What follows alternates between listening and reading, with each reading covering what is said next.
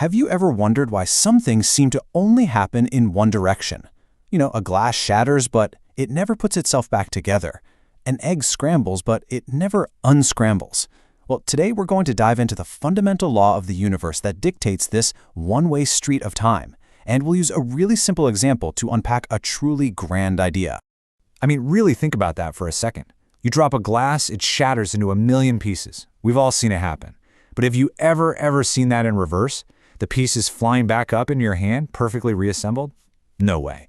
It would look like a movie playing backwards, right? It just feels wrong, impossible. So what's actually stopping it?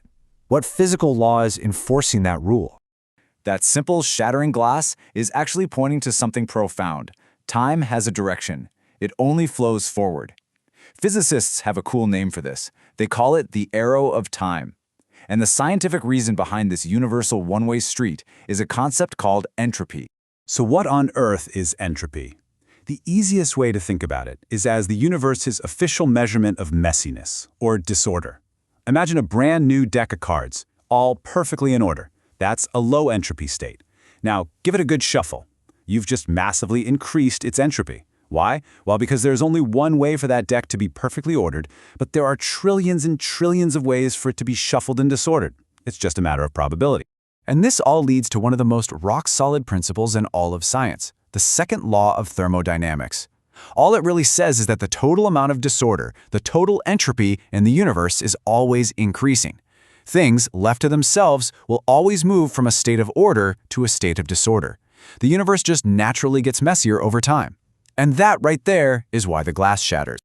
Okay, so this is a huge idea, but how can we actually watch this happen and, measure it? It's pretty tough to do with a shattered glass. So scientists came up with a perfect, simplified little laboratory for studying these rules. They use something called an ideal gas. It lets us see the principle in action nice and clearly. An ideal gas is basically a physicist's cheat code. It's a model where we pretend that gas particles are just these tiny, perfect little dots like microscopic billiard balls that bounce off each other forever. We pretend they don't take up any space, and they never stick together. By simplifying it like this, we can get rid of all the messy real-world complications and just focus on the pure physics of how energy, volume, and yep, you guessed it, entropy are all connected. All right, so picture this. We've got our ideal gas trapped in a little box. We're going to let it expand into a bigger space. Now, more room means more possible places for the gas particles to be, which means more ways for them to be arranged. That's a clear move towards more disorder. But here's the cool part. We're going to look at two totally different ways this expansion can happen.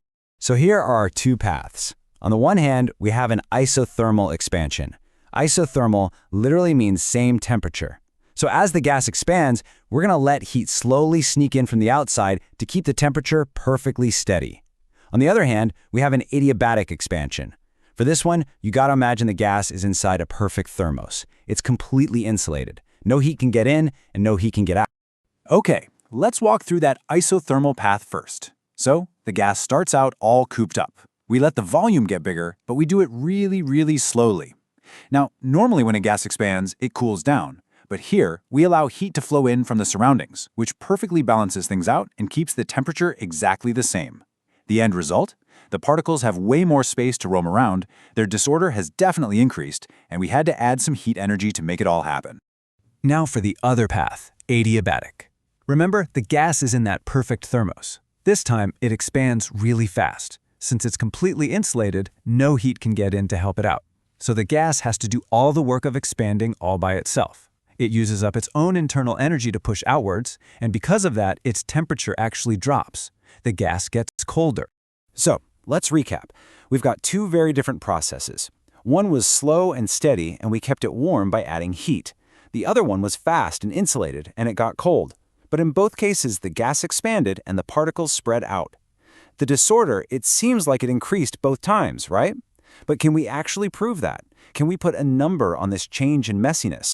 Now, don't worry, we are absolutely not going to get bogged down in a bunch of scary-looking equations here. The complex calculations, we can leave those to the physicists. What's really powerful for us isn't how it's calculated, but what that final number means, what a single result can tell us about the fundamental rules of our universe.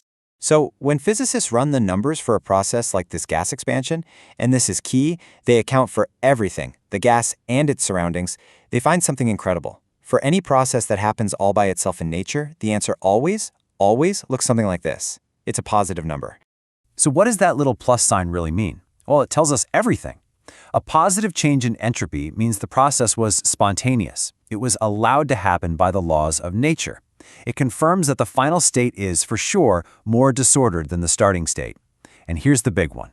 It means the total entropy of the entire universe has just ticked up another notch. The arrow of time has just moved one step forward. And look, this isn't just some obscure minor concept. The great astrophysicist Sir Arthur Eddington said he thought this was the most important, the supreme law in all of nature. Think about it. Most laws of physics, like gravity or electromagnetism, they don't care if you run time forwards or backwards. Only entropy, only this relentless increase in disorder, gives time its direction.